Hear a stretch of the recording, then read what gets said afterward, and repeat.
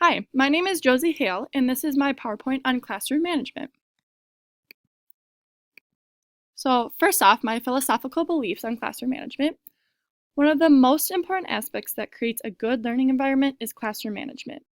A classroom that is organized and disciplined creates for a better learning experience for all the students. This is why I believe that it is essential that a teacher begins a classroom with a well thought out management plan. This PowerPoint will highlight and go over all the classroom management strategies that I will use in my future classroom. To start off with, I would go over classroom rules. I find it important to use a few comprehensive rules rather than having many specific rules because the kids could get lost with which rules are which.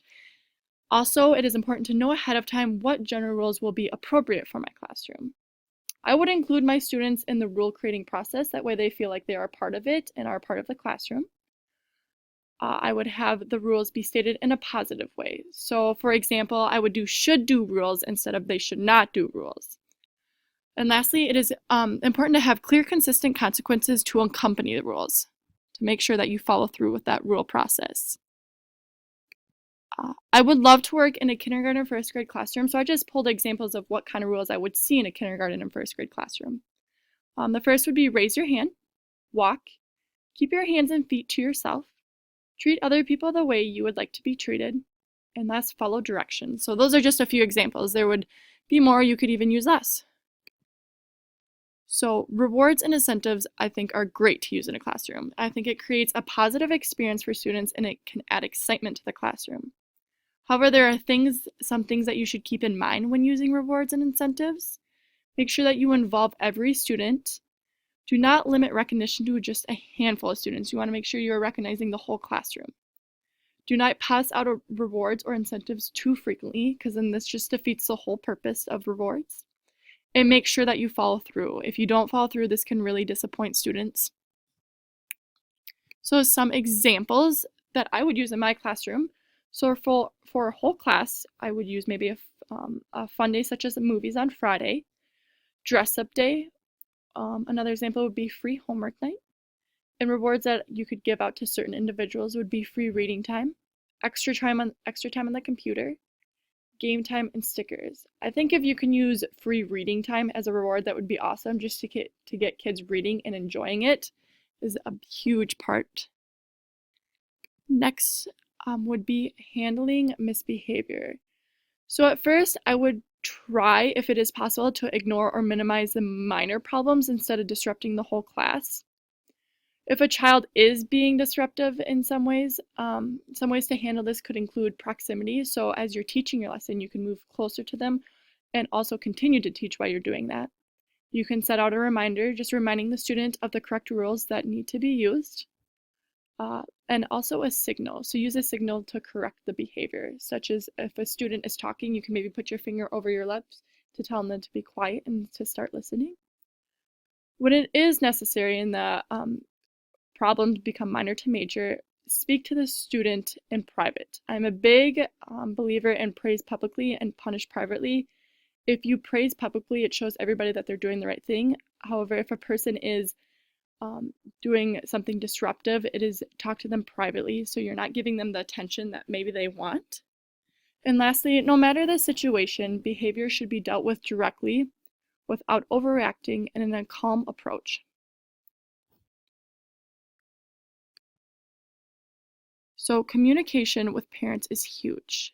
You do not want to send out communications home for minor behavior problems just because parents are super busy, and if it's a minor behavior problem, you can probably keep that in the classroom. So, however, if students' behavior is not minor and is major, follow through with phone calls and emails to keep the parents updated. They don't want to be blindsided when a principal calls them and they had no idea that their child was acting like that in the past. So make sure that you keep them updated if they are big major problems. However, besides the problems, some ways I would just keep parents updated in the classroom is through parent bulletin boards. So having that in the classroom, parents can walk by the classroom or see it to know like what you're learning or what you're doing throughout this month. Or another great way is through take-home folders and notebooks. This is great for, you can bring the notebooks to home and then bring them back the next day, and you can jot little notes in the notebooks or bring stuff home in the folders. And there are also apps out there to keep parents communicated throughout the day. One app that I've heard about in classrooms is the dojo.com. And this kind of just keeps parents updated about the child's behavior. So what would I do on the first day of school? I would go over expectation, routines, and procedures. Some expectations. So it's important to establish expectations as soon as the students enter the classroom. Routines. Share the class schedule with students. Walk students through the main classroom routines. Model routines physically and explain them. For procedures, model procedures and have students practice them. So still going off of the first day and what I would do is rules. We already kind of talked about rules, but I would have rules in place for the first day of class. And I would discuss the importance of the rules. However, you can add more rules by going over them with some students what they think that some more rules should be. Another would be consequences. Having consequences in place for the first day of class. Share the system for tracking student behavior. And last, room layout. Give a tour of the classroom. Walk around the classroom, explain the different areas of their purposes. And then also practice traffic patterns for entering, exiting, transitioning the classroom. So it's very important to go over room layout. That way they feel comfortable right away as they start school. Last, how I would make my classroom an inclusive classroom. Inclusive learning environments are one in which students feel that their contributions and perspectives are equally valued and respected. Some ways that I would maintain an inclusive classroom is through icebreakers. That way kids get to know one another and feel comfortable with each other. I would start a connection right away with my students, making sure I get to know them. You can also use technology. And large table, just to have a large table in the classroom, that way kids can hang out at it, or you can do small groups with that. And that is the end for my classroom management PowerPoint. Thank you.